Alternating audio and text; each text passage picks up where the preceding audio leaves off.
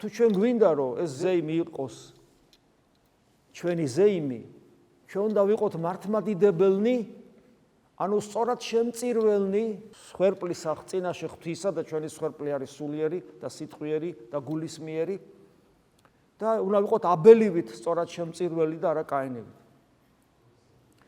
და თუ ჩვენ გვინდა რომ მაინც უფრო ვიწროთ რაღაც ერთ სიტყვაში გამოვხატოთ ეს რას ნიშნავს, ეს არის მთელი ჩვენი ცხოვრების კონცენტრირება იესო ქრისტეზე. იესო ქრისტეს შემეცნება, იესო ქრისტეს შეცნობა, იესო ქრისტეს სადმე ერთგულება, მისი დანახვა, გაყოლა, მის და მიერთგულება საბოლოო ჯამში, მის და მის სიყვარული.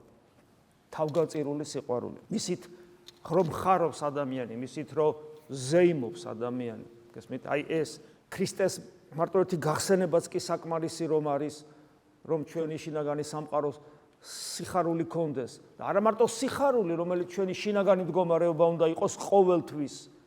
არამედ მხიარულებაც კი, როცა სიხარულს, რომელიც ჩვენ შიგნით გვაქვს, ვერ ვიტევდეთ და ის თვალებიდანაც უნდა ასხივებდეს, ჩვენს ხმაშიც უნდა ეტყობოდეს, ჩვენს ურთიერთობასაც უნდა ეტყობოდეს და ასე შემდეგ.